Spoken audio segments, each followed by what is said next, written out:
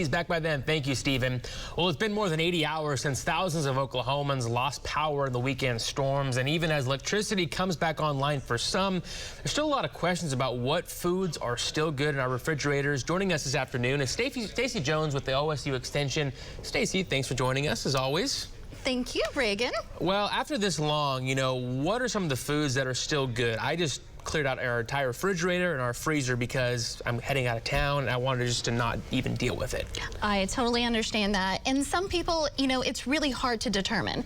So what I like to use is one of the available websites that is on the OSU Tulsa Extension website, which is actually foodsafety.gov. Okay. So if you go through that foodsafety.gov, it literally spells it out for you. The thing about it is when you're kind of determining it, matters whether or not it was in the refrigerator or in the freezer. Okay.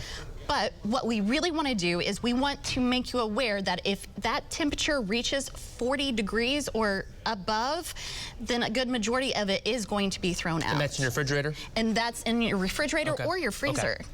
So we're going to kind of go through some of these. Like if you think about it, most of your condiments and mostly high acidic foods, they're going to be okay to eat.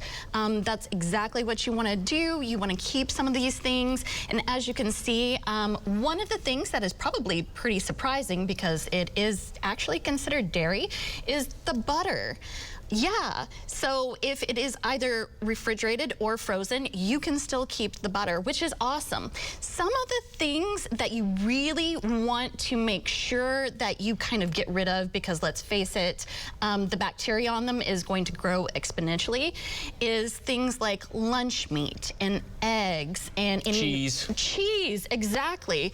One of the things that we don't think about, and just because it is a condiment, is like mayonnaise or tartar sauce or horseradish sauce. Those are some things that if they reach above those temperatures for a long extended period of time, they need to go. It's because the seal's been broken, they've been open, they've been in there. You can't put them back in your pantry. Exactly. Some things are going to be shelf stable, such as like already cooked breads and things of that nature, or fresh fruits and vegetables if they haven't been cut. But those really need to be determined. So if they have an odor or a different texture or even a different smell or a color, then you need to go ahead and get them out. Now for your freezer, if you have like some chicken in there that is still pretty frozen for, let's say, 2 days, it's closed, and then it starts to kind of partially thaw, what do you do? So what you're going to do at that point is if you have a freezer that is like 100% stocked, you can last up to 48 hours with it if you don't open and close it, okay. Right? If you go in there and you feel the chicken and it still has ice crystals or it's still like cold, like it's being refrigerated, you're still pretty good and you can go back and refreeze it. Okay. What about the eggs real quick before we have to go? Are eggs one of the ones that you have to throw out? For both of them, yes. Okay.